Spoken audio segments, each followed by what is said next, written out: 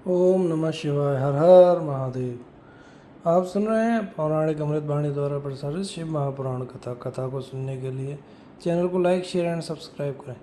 ये कथा शुरू करते हैं। ओम श्री सांब शिवाय नमः। ओम श्री गणेशाय नमः। श्री शिव महापुराण द्वितीयायाम रुद्र संहितायाम प्रथमः सृष्टिखंडः अतः प्रथमो अध्याय। ऋषियों के प्रश्न के उत्तर में श्री सूत जी द्वारा नारद ब्रह्म संवाद की अवधारणा, जो विश्व की उत्पत्ति स्थिति और लय आदि के एकमात्र कारण हैं। गिरिराज कुमारी उमा के पति हैं, तत्वज्ञ हैं, जिनकी कीर्ति का कहीं अंत नहीं है, जो माया के आश्रय होकर भी उससे अत्यंत दूर है, जिनका स्वरूप अचिंत्य है, जो बोध स्वरूप है तथा निर्विकार है, उन भगवान शिव को मैं प्रणाम करता हूँ। मैं स्वभाव से ही उन अनादि शांत स्वरूप पुरुषोत्तम शिव की वंदना करता हूँ, जो अपनी माया से संपूर्ण विश्व की सृष्टि करके आकाश की भांति इसके भीतर और बाहर भी स्थित हैं।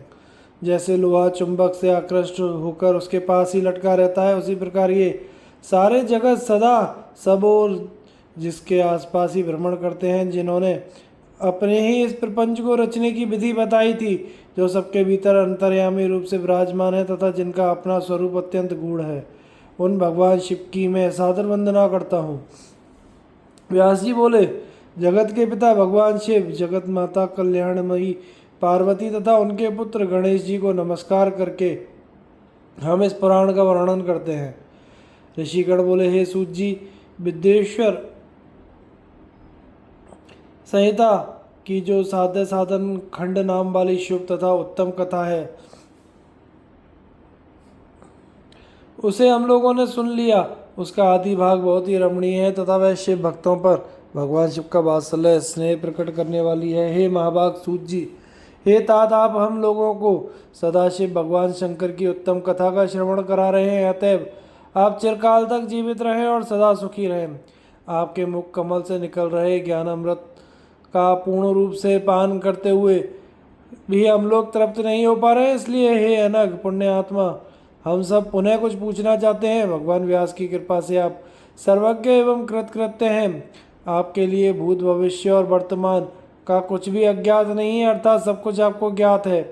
अपनी सिद्धि के द्वारा गुरु व्यास जी से परम कृपा को प्राप्त कर आप विशेष रूप से सब कुछ जान गए हैं और अपने संपूर्ण जीवन को भी कृतार्थ कर लिया है। हे विद्वान, अब आप भगवान शिव के परम उत्तम स्वरूप का वर्णन कीजिए, साथ ही शिव और पार्वती के दिव्य चरित्रों का पूर्ण रूप से श्रवण कराइए। निर्गुण महेश्वर लोक में सगुण रूप से कैसे धारण करते हैं, हम सब लोग विचार करने पर भी शिव के तत्व को नहीं समझ सकते। सृष्टि के पूर्व में भगवान शिव किस प्रकार अपने स्वरूप में स्थित होते हैं, पुनः सृष्टि के मध्यकाल में वे भगवान किस तरह क्रीड़ा करते हुए सम्यक व्यवहार करते हैं, सृष्टि कल्प का अंत होने पर वे महेश और देव किस रूप में स्थित होते हैं, लोक कल्याणकारी शंकर कैसे प्रसन्न होते हैं, प्रसन्न हुए महेश्वर अपने भक्तों तथा दूसरों को कौन सा उत्तम फल प्रदान करते हैं, यह सब हमसे कहिए। हमने सुना है कि भगवान शिव शीघ्र ही प्रसन्न हो जाते हैं। वे महान दयालु हैं, इसलिए वे अपने भक्तों का कष्ट नहीं देख सकते। ब्रह्मा विष्णु और महेश ये तीनों देवता शिव के ही अंग से उत्पन्न हुए हैं। इनमें महेश तो पूर्णांश हैं, वे स्वयं ही दूसरे शिव हैं। आप उनके प्राकट्य की कथा तथा उनके विशेष चरित्रों का वर्णन कीजिए। हे प्रभु, आप उमा के आविर्भाव और उनके विवाह की भी कथा कहिए। विशेषतः उनके गारहस्थ्य धर्म और अन्य लीलाओं का भी वर्णन कीजिए। हे निष्पाप सूत जी, ये सब तथा अन्य बातें भी आप हमें बताइए। व्यास जी बोले, उनके ऐसा पूछने पर सूत जी प्रसन्न हो उठे और भगवान शंकर के चरण कमलों का स्मरण करके मुनीश्वरों से कहने लगे। सूत जी बोले, हे मुनीश्वरों, आप लोगों ने बड़ी उत्तम बात पूछी है। आप लोग धन्य हैं, जो कि भगवान सदाशिव की कथा में आप लोगों की आंतरिक निष्ठा हुई है। सदाशिव से संबंधित कथा वक्ता, पूछने वाले और सुनने वाले, इन तीनों प्रकार के पुरुषों को गंगा जी के समान पवित्र करती है।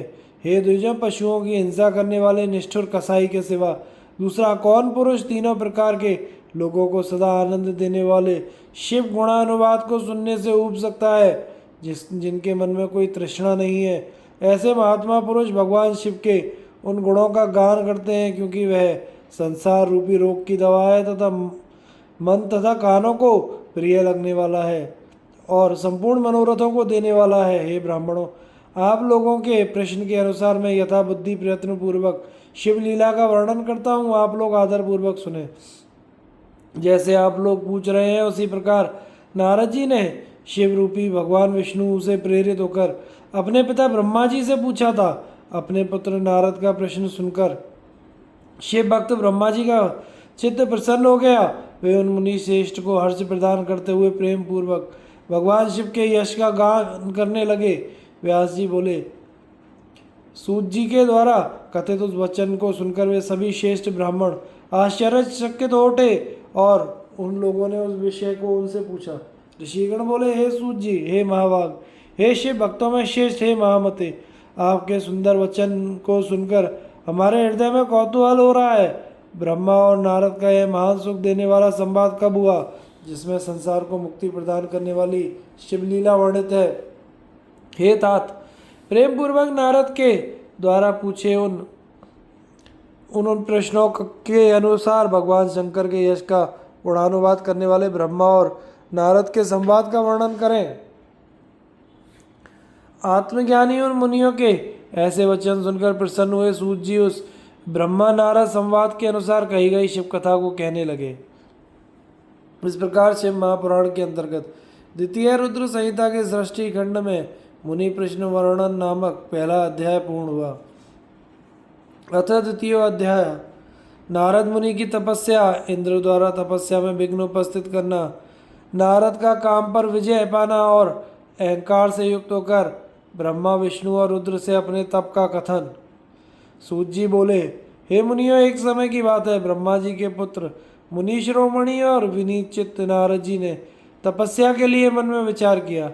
हिमालय पर्वत में कोई एक परम शोभा संपन्न गुफा थी, जिसके निकट देव नदी गंगा निरंतर वेग पूर्वक बहती थी। वहीं एक महान दिव्य आश्रम था, जो नाना प्रकार की शोभा से सुशोभित था। वे दिव्यदर्शी नारद जी तपस्या करने के लिए वहां गए। उस गुफा को देखकर मुनिवर नारद जी बड़े प्रसन्न हुए और सुदीर्घ काल तक वहां तपस्या करते रहे। उनका अंतःकरण शुद्ध था। वे दृढ़ता पूर्वक आसन बांधकर मौन हो प्राणायाम पूर्वक समाधि में स्थित हो गए।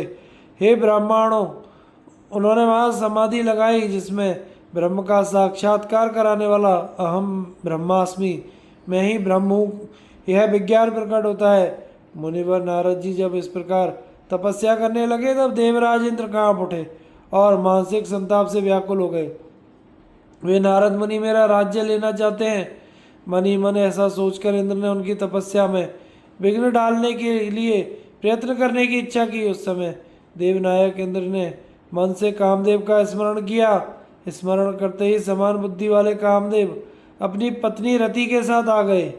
आए हुए कामदेव को देखकर कपट बुद्धि देवराज इंद्र शीघ्र ही स्वार्थ के लिए उनको संबोधित करते हुए कहने लगे। इंद्र बोले, मित्रों में श्रेष्ठ, हे महावीर, हे सर्वदा हितकारक, तुम प्रेम पूर्वक मेरे वचनों को सुनो और मेरी सहायता करो। हे मित्र, तुम्हारे बल से मैंने बहुत लोगों की तपस्या का गर्व नष्ट किया है।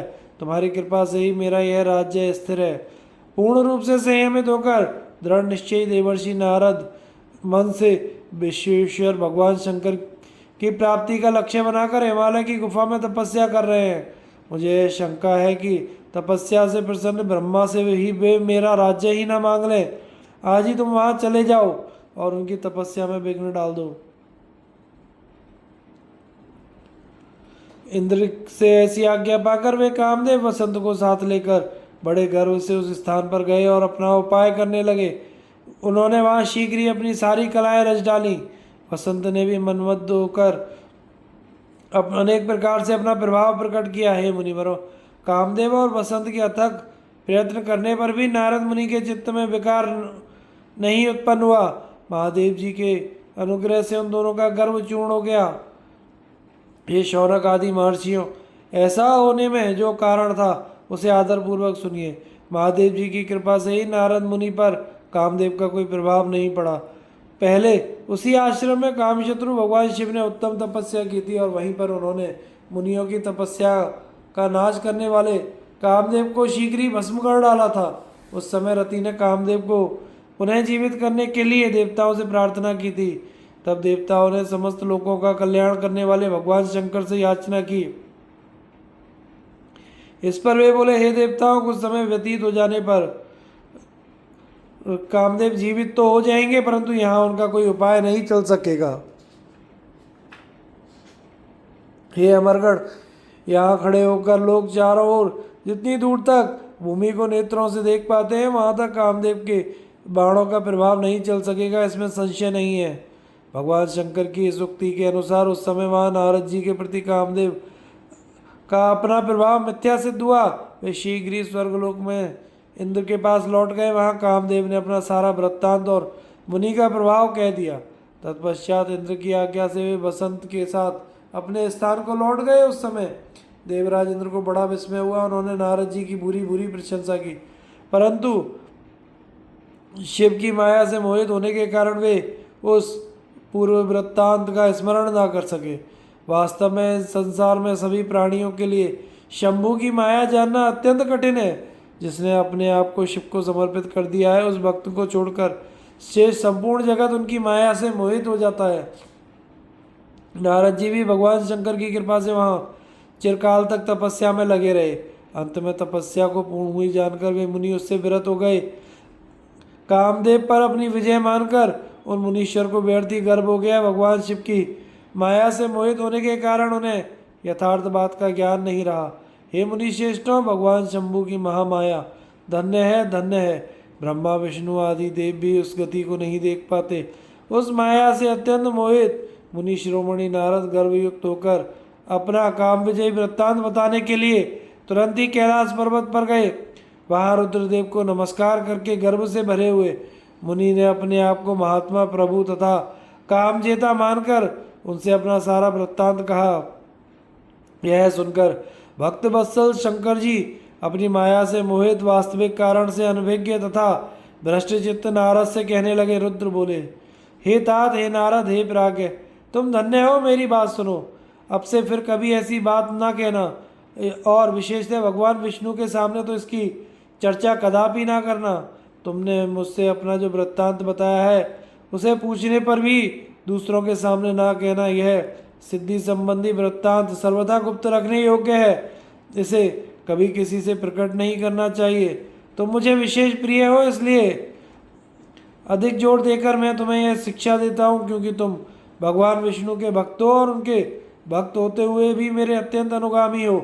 इस प्रकार बहुत कुछ कहकर संसार की सृष्टि करने वाले भगवान रुद्र ने नारद जी को शिक्षा दी, परंतु शिव की माया से मोहित होने के कारण नारद जी ने उनकी दी हुई शिक्षा को अपने लिए हितकर नहीं माना।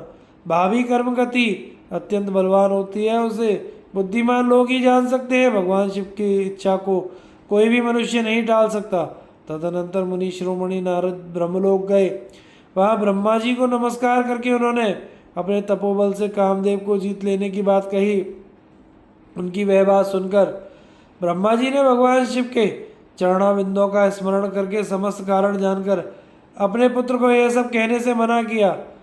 नारद जी शिव जी की महिमा से मोहित थे, अतएव उनके चित्त में मद का अंकुर जम गया था। इसलिए ज्ञानियों में श्रेष्ठ नारद जी ब्रह्मा जी की बात को अपने लिए हितकर नहीं समझा। इस लोक में शिव की जैसी इच्छा होती है, वैसा ही होता है। समस्त विश्व उन्हीं की इच्छा के अधीन है और उन्हीं की वाणी रूपी तंत्री से बंधा हुआ है। तब नष्ट बुद्धि वाले नारद जी अपना सारा वृत्तांत गर्वपूर्वक भगवान विष्णु के सामने कहने के लिए गए। नारद मुनि को आते देख भगवान विष्णु बड़े आदर से उठकर शीघ्र ही आगे बढ़े। उन्होंने मुनि को हृदय से लगा लिया। उन्हें मुनि के आगमन के हेतु का ज्ञान पहले से ही था। नारद जी को अपने आसन पर बैठाकर भगवान शिव के चरणाविंदों का स्मरण करके श्री हरि उनसे यथार्थ तथा गर्वनाशक वचन कहने लगे। विष्णु बोले, हे तात, आप कहाँ से आ रहे हैं? यहाँ किस लिए आपका आगमन हुआ? हे मुनिश्रेष्ठ, आप धन्य हैं, आपके शुभागमन से मैं पवित्र हो गया। भगवान विष्णु का यह वचन सुनकर गर्व से भरे हुए नारद मुनि ने मत से मोहित होकर अपना सारा वृत्तांत बड़े अभिमान के साथ बताया। नारद मुनि का वह अहंकार युक्त वचन सुनकर मनी मन शिव के चरण बिंदों का स्मरण करके भगवान विष्णु ने उनके काम विजय के समस्त यथार्थ कारण को पूर्ण रूप से जान लिया। उसके पश्चात शिव के आत्मस्वरूप परम शैव सुबुद्ध भगवान विष्णु भक्तिपूर्वक अपना सिर झुकाकर हाथ जोड़कर परमेश्वर कैलाशपति शंकर की स्तुति करने लगे। विष्णु बोले, हे देवेश्वर, हे महादेव, हे परमेश्वर, आप प्रसन्न हो। हे शिव, आप धन्य हैं और सबको विमोहित करने वाली आपकी माया भी धन्य है। इस प्रकार परमात्मा शिव की स्तुति करके हरि अपने नेत्रों को बंद कर उनके चरण कमलों में ध्यान स्थित होकर चुप हो गए। विश्वपालक हरि शिव के द्वारा जो होना था उसे हृदय से जानकर शिव की आज्ञा अनुसार मुनिश्रेष्ठ नारद जी से कहने लगे। विष्णु बोले, हे मुनिश्रेष्ठ, आप धन्य हैं। आप तपस्या के भंडार हैं और आपका हृदय भी बड़ा उदार है।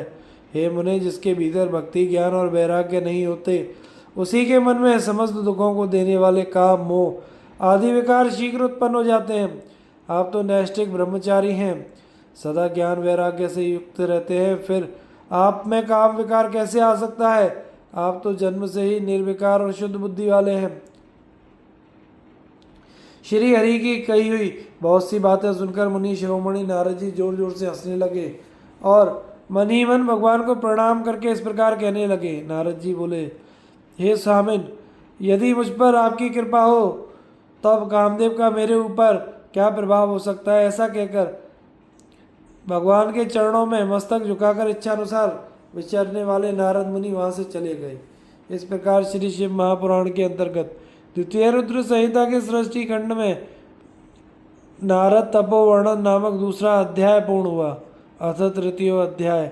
माया निर्मित नगर में शील निधि की कन्या पर मोहित हुए नारद जी का भगवान विष्णु से उनका रूप मांगना, भगवान का अपने रूप के साथ बानर का सा मुंह देना, कन्या का भगवान को वर्ण करना और कुपित हुए नारद का शिव गणों को शाप।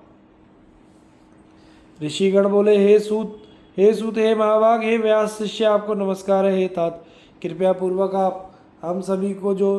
आपने हम सभी को जो कथा सुनाई है यह निश्चित ही आश्चर्यजनक है। हे तात, मुनि के चले जाने के बाद भगवान विष्णु ने क्या किया और नारद जी कहाँ गए, वह सब आप हम लोगों को बताइए। व्यास जी बोले, उन ऋषियों की बात सुनकर पौराणिकों में श्रेष्ठ तथा बुद्धिमान सूत जी नाना प्रकार की सृष्टि करने वाले शिव का स्मरण करके कहने लगे।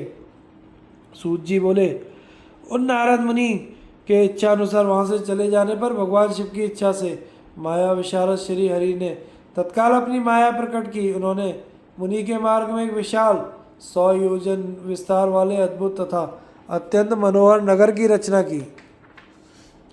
भगवान ने उसे अपने वैकुंठ लोक से भी अधिक रमणीय बनाया था। नाना प्रकार की वस्तुएं उस नगर की शोभा बढ़ाती थी। वहाँ स्त्रियों और पुरुषों के लिए बहुत से विहार स्थल थे। वह नगर चारों वर्णों के लोगों से युक्त था।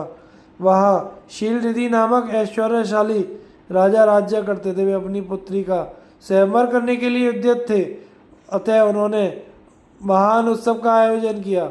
उनकी कन्या का वरण करने के लिए उत्सव को चारों दिशाओं से बहुत से राजकुमार आए थे, जो नाना प्रकार की वेशभूषा तथा सुंदर शोभा से प्रकाशित हो रहे थे। उन राजकुमारों से वह नगर भरा पूरा दिखाई देता था। ऐसे राजनगर को देखकर नारद जी मोहित हो गए। वे कौतुकी कामासक्त नारद राजा शील निधि के द्वार पर गए। मुनिश्रेष्ठ नारद को आया देखकर राजा शील निधि ने उन्हें श्रेष्ठ रत्न में सिंहासन पर बैठाकर उनका पूजन किया। तत्पश्चात राजा ने श्रीमती नाम की अपनी सुंदर कन्या को बुलवाकर उससे नारद जी के चरणों में प्रणाम करवाया। उस कन्या को देखकर नारद मुनि चकित हो गए। हे राजन, यह देव कन्या के समान सुंदरी और महाभाग्यशाली कौन है? उनकी यह बात सुनकर राजा ने हाथ जोड़कर कहा, हे मुने, यह मेरी पुत्री है, इसका नाम श्रीमती है। अब इसके विवाह का समय आ गया है। यह अपने लिए सुंदर वर चुनने निमित्त स्वयंवर में जाने वाली है। इसमें सब प्रकार के शुभ लक्षण लक्षित होते हैं। हे महर्षि, आप जन्मस्थ जातक ग्रहों के अनुसार इसका संपूर्ण भाग्य बताएं और यह मेरी पुत्री कैसा वर प्राप्त करेगी यह भी कहें। राजा के इस प्रकार पूछने पर काम से विभल हुए मुनिश्रेष्ठ नारद उस कन्या को प्राप्त करने की इच्छा मन में लिए राजा को संबोधित करके यह वाक्य बोले, हे भूपाल, आपकी यह पुत्री समस्त शुभ लक्षणों से संपन्न परम सौभाग्यवती धन्य है। साक्षात लक्ष्मी की भांति समस्त गुणों की आगार है। इसका पति निश्चय ही भगवान शंकर के समान वैभवशाली, सर्वेश्वर, किसी से पराजित न होने वाला वीर, काम विजयी तथा संपूर्ण देवताओं में श्रेष्ठ होगा। ऐसा कहकर नारद राजा से विदा लेकर वहां से चल दिए। वे काम के वशीभूत हो गए थे। शिव की माया ने उन्हें विशेष मोह में डाल दिया। वे मुनि मन ही मन सोचने लगे, मैं इस राजकुमारी को कैसे प्राप्त करूं? स्वयंवर में आए हुए नरेशों में सबको छोड़कर कि यह एकमात्र मेरा ही वर्ण कैसे करे? समस्त नारियों को सौंदर्य सर्वथा प्रिय होता है। सौंदर्य को देखकर ही वह प्रसन्नता पूर्वक मेरे अधीन हो सकती है, इसमें संशय नहीं है। ऐसा विचार कर काम से विफल हुए मुनिवर नारद भगवान विष्णु का रूप ग्रहण करने के लिए तत्काल उनके लोक में जा पहुंचे। वहां भगवान विष्णु को प्रणाम करके वे ये वचन बोले, हे भगवान, मैं एकांत में आपसे सारा वृत्तांत कहूँगा। तब बहुत अच्छा कहकर शिव इच्छित कर्म करने वाले लक्ष्मीपति श्री हरि नारद जी के साथ एकांत में जा बैठे और बोले, हे मुनि, अब आप अपनी बात कहिए। तब केशव से मुनि नारद जी ने कहा। नारद जी बोले, हे भगवान, आप के भक्त राजा शील निधि हैं। वे सदा धर्म पालन में तत्पर रहते हैं। उनकी एक विशाल लोचना कन्या है जो बहुत ही सुंदरी है। उसका नाम श्रीमती है। वह जगन मोहिनी के रूप में विख्यात है और तीनों लोकों में सबसे अधिक सुंदरी है।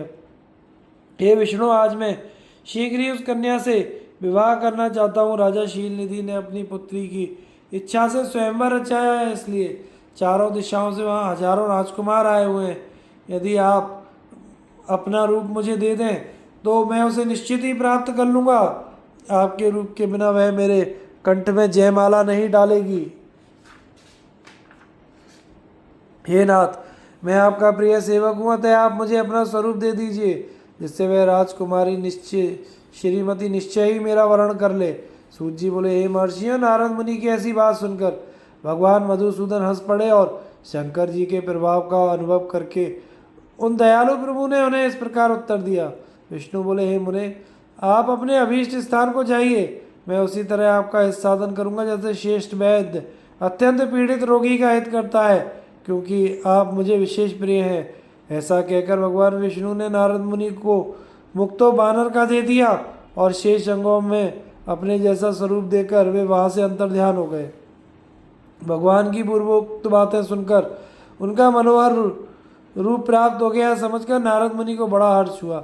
वे अपने को कृतकृत्य मानने लगे, किंतु भगवान के प्रयत्न को वे समझ ना सके। तदनंतर मुनिश्रेष्ठ नारद शीघ्र ही उस स्थान पर जहाँ पहुँचे जहाँ राजा शील निधि ने राजकुमारों से भरी हुई स्वयंवर सभा का आयोजन किया था। हे विप्रवरों, राजपुत्रों से घिरी हुई वे दिव्य स्वयंवर सभा दूसरी इंद्र सभा के समान अत्यंत शोभा पा रही थी। नारद जी उस राजसभा में जा बैठे और वहाँ बैठकर प्रसन्न मन से बार बार यही सोचने लगे कि मैं भगवान विष्णु के समान रूप धारण किए हूँ, अतः वह राजकुमारी अवश्य मेरा ही वर्ण करेगी, दूसरे का नहीं। मुनिशेष नारद को यह ज्ञात नहीं था कि मेरा मुख रूप है। हे विप्रो, सभा में बैठे हुए सभी मनुष्यों ने मुनि को उनके पूर्व रूप में ही देखा। राजकुमार आदि कोई भी उनके रूप परिवर्तन के रहस्य को न जान सके।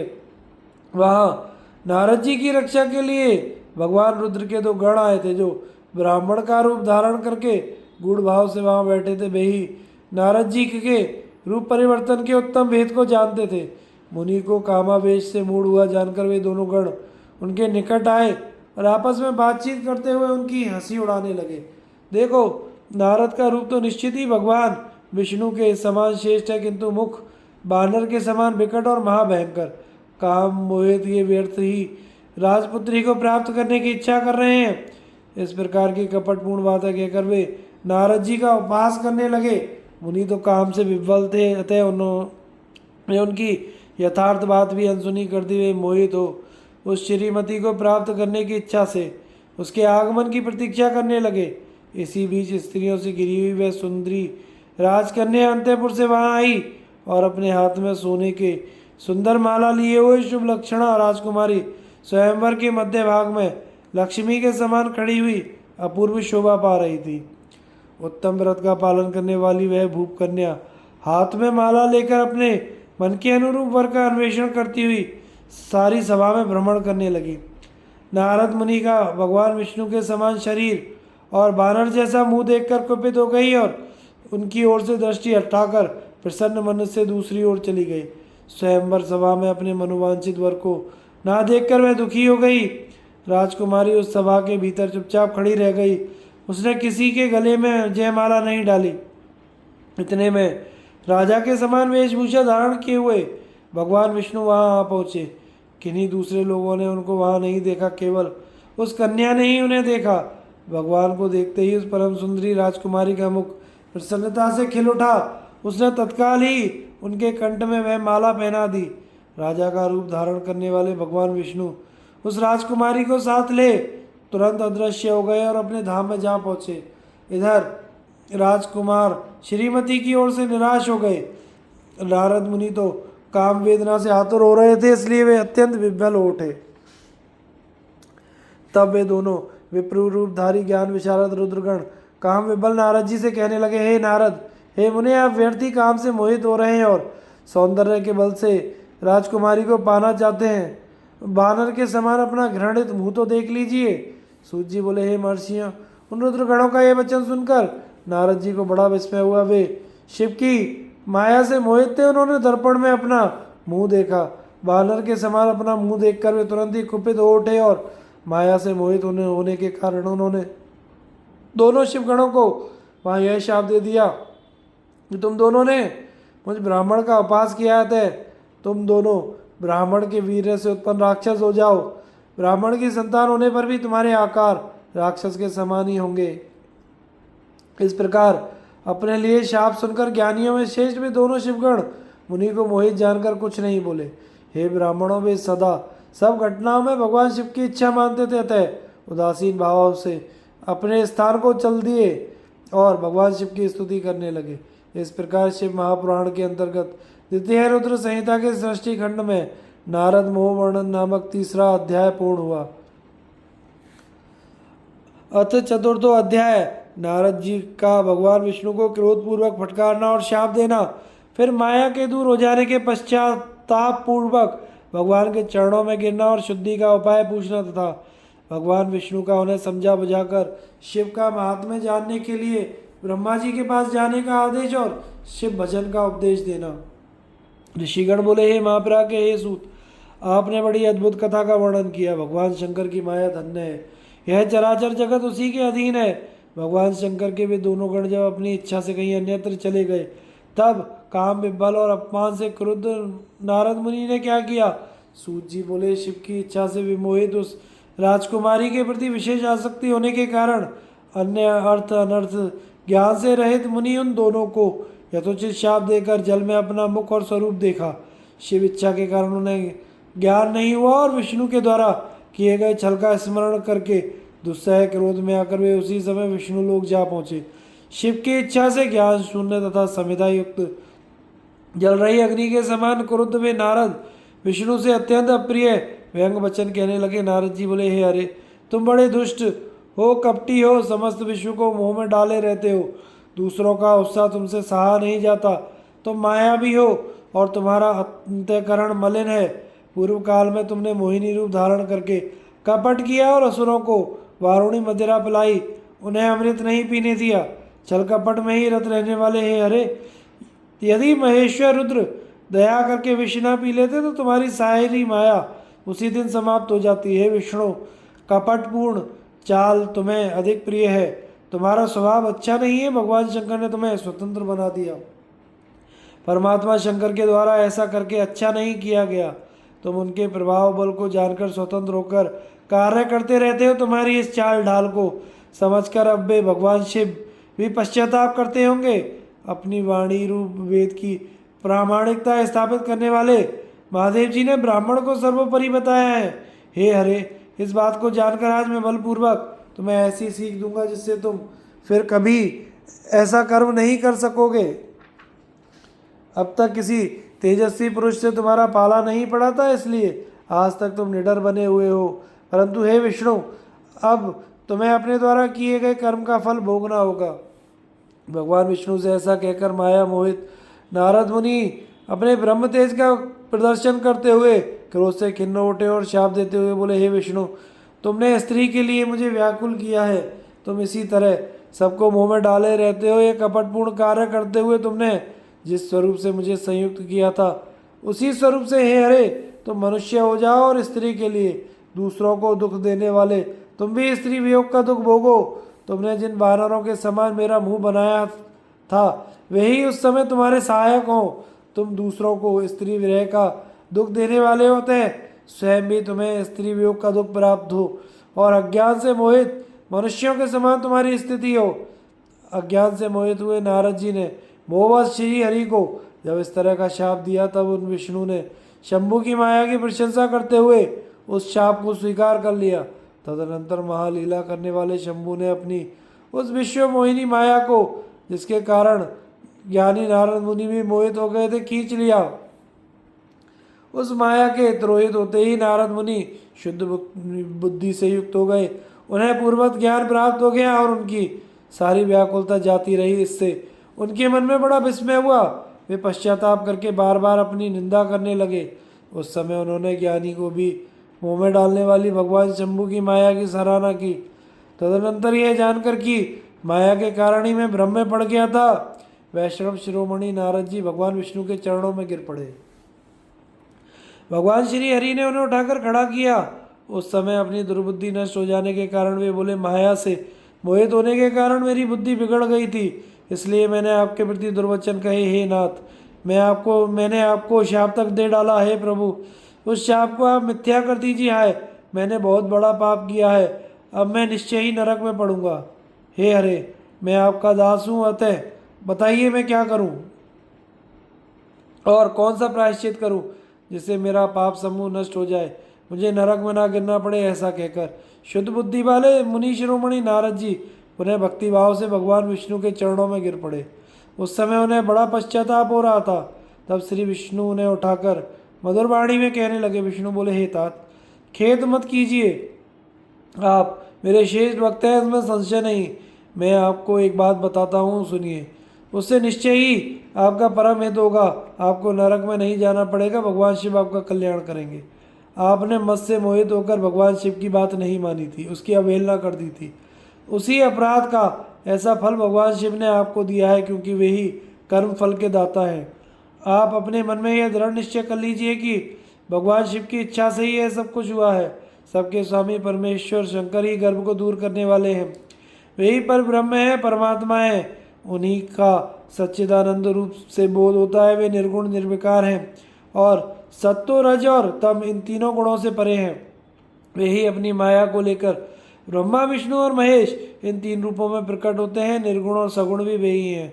निर्गुण अवस्था में उन्हीं का नाम शिव है। वे ही परमात्मा महेश्वर, अविनाशी, अनंत और महादेव आदि नामों से कहे जाते हैं। उन्हीं की सेवा से ब्रह्मा जी जगत के सृष्टा हुए हैं और मैं तीनों लोगों का पालन करता हूँ और वे स्वयं रुद्र रूप से सबका संहार करते हैं। वे शिव स्वरूप सबके साक्षी हैं, माया से भिन्न और निर्गुण हैं। स्वतंत्र होने के कारण वे अपनी इच्छा अनुसार चलते हैं। उनका विहार आचार व्यवहार उत्तम है। वे भक्तों पर दया करने वाले हैं। नारद मुनि, मैं आपको एक सुंदर उपाय बताता हूँ जो सुखद समस्त पापों का नाश करने वाला और सदा भोग एवं मोक्ष देने वाला है। आप उसे सुनिए। अपने समस्त संशयों को त्याग कर आप भगवान शंकर के श्रेष्ठ का गान कीजिए। सदा अनन्य भाव से शिव के शतनाम स्तोत्र का पाठ कीजिए, जिसका पाठ करने से आपके समस्त पाप शीघ्र ही नष्ट हो जाएंगे। इस प्रकार नारद से कहकर दयालु भगवान विष्णु ने उनसे पुनः कहा, हे मुने, आप शोक ना करें, आपने तो कुछ किया ही नहीं। यह सब तो भगवान शंकर ने अपनी इच्छा से किया है, इसमें शंका नहीं है। उन्होंने ही आपकी दिव्य बुद्धि का हरण कर लिया था। उन्होंने ही आपको काम का कष्ट भी दिया था। उन्हीं भगवान शंकर ने आपके मुख से मुझे यह शाप भी दिलाया है। इस प्रकार उन्होंने संसार में अपने चरित्र को स्वयं प्रकट किया है। इसमें किसी अन्य का दोष नहीं है। वे मृत्यु को जीतने वाले, काल के भी काल और भक्तों का उद्धार करने में तत्पर रहने वाले हैं। मुझे शिव के समान अन्य कोई प्रिय नहीं है। वे ही मेरे स्वामी हैं, सुख और शक्ति देने वाले हैं। वे महेश्वरी मेरे सब कुछ हैं। मुने, आप उन्हीं की उपासना करें, सदैव उन्हीं का भजन करें, उन्हीं के यश का श्रवण करें और गान करें तथा नित्य उन्हीं की अर्चना करें। हे मुने, जो शरीर मन वाणी से शंकर को प्राप्त कर लेता है वही पंडित है, ऐसा जानना चाहिए। वह और वही जीवन मुक्त कहा जाता है।